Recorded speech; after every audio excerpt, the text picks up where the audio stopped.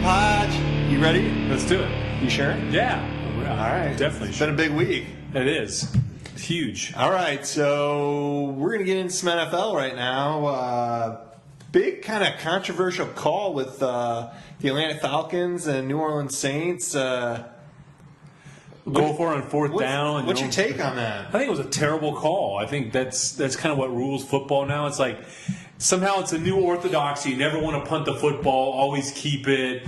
Well, it's going to go back to Drew Brees. Hey, I'm telling you. Stop, and I just don't understand why the Falcons just punt the football and let your defense play. Hey, I'm telling you, if I was playing this on Xbox, I would have gone for it. You never punt. You never punt. Yeah, It does seem like that's so applicable, really. A lot of the NFL has really gotten into kind of the video game mode where it's like right. You never punt, you just go for it. You want to be the guy that this could divulge into a conversation about the way overtime, right. the different ways overtime could be handled. Well, it's funny how the pendulum swung. Because it used to be back like late 70s, early 80s. You would always punt that football. You never would have dreamed about going anything on fourth down unless it was like 20 seconds left and you had to do it to win the game. But the pendulum's gone the other way. Now they're always going. When I'd say a large majority of the time, if they're on the other side of the field or is a big thing, they're going to go on fourth down. Yeah, there's a lot more of, hey, I'm just going to go for it. I think it's a bad call for a lot of reasons. I think it's going to be detrimental to the Falcons because you're telling your defense they're no good. They stopped Brees on the previous possession. Stopped. Just going into other games, the defense is just going to be dejected, I think. No, and they ended up losing the game, and you just don't. That could cost you the playoff. If he was 10 yards further, I could have seen it, but you're already letting them have field goal range there. You just cost your team the playoffs. I mean, if you don't get it, you immediately have lost the game. If you get it, you're a genius. I mean, there's no doubt. Right. Oh, I still would have said, no, that was a bad I'd have punted it. You got to punt. I'd have punted. All right, so the Bills and the Lions were kind of an early,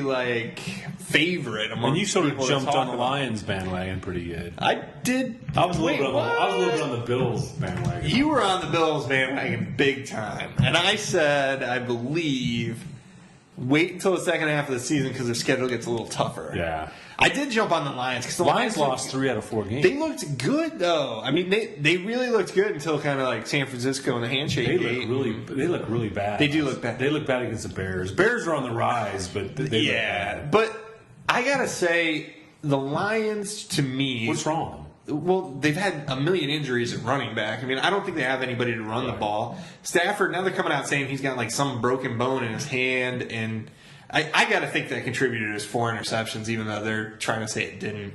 I think they've had some injuries, and I think some of the teams have kind of figured out if you double up Calvin Johnson and you kind of pay attention, they don't really have anybody to run. Well, the lack of the running game, yeah. That's a killer. Everyone's focused on Johnson. And the Bills, they were really opportunistic in the first half of the season with turnovers. They can't get it. And now it's kind of slowed down where you're not getting all those turnovers. I think people have kind of figued out their offense too. Fitzpatrick. Yeah.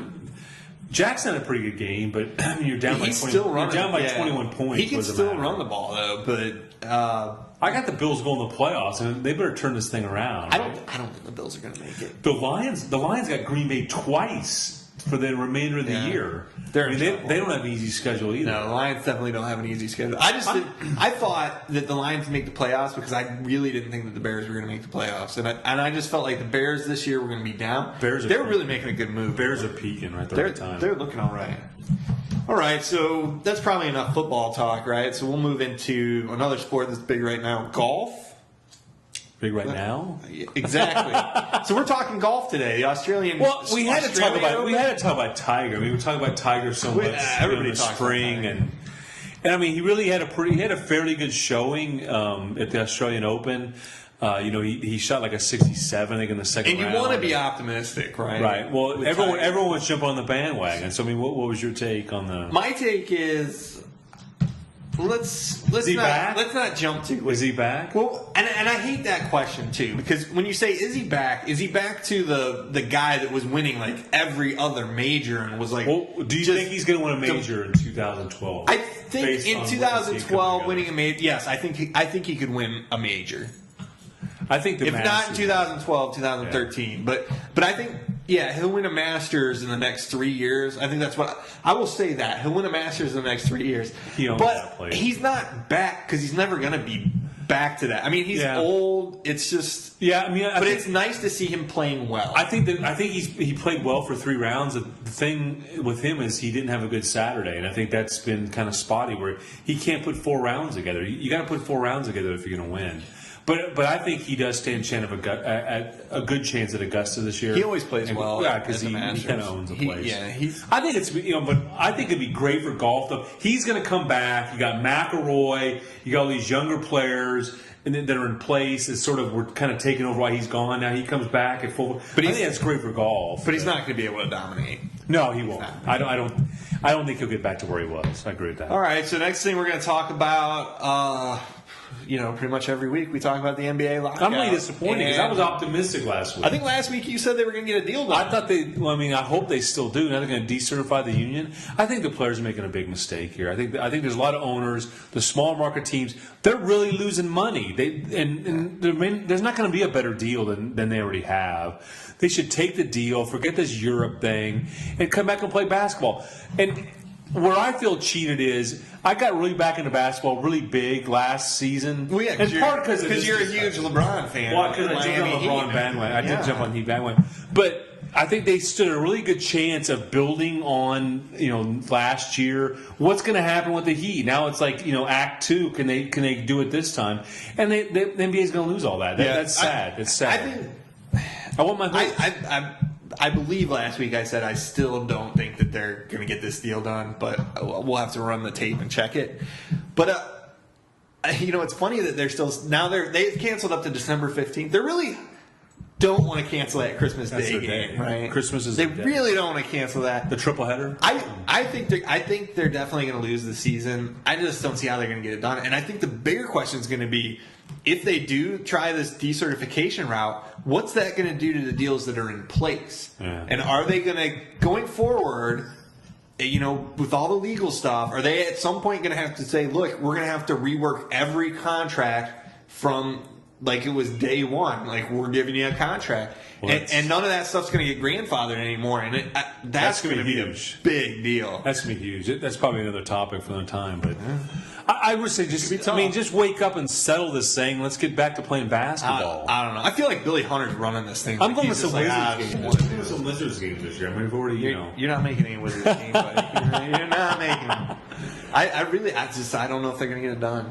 I just don't know. That's too bad. What do we got next? Next, in light of the whole scandal at Penn State, which we're not really going to get into, but something I found interesting was that the Big Ten championship trophy, because they got those 12 teams this year, so it's the Big Ten, but they got 12, and they were going to have a championship game, and the trophy was the Stag Paterno Trophy, and did that change? Yeah, they've changed it. They've removed Paterno's name in light of the scandal. I think you have to. I think you kind of have to at this point. Is that your take? They should have gotten rid of it.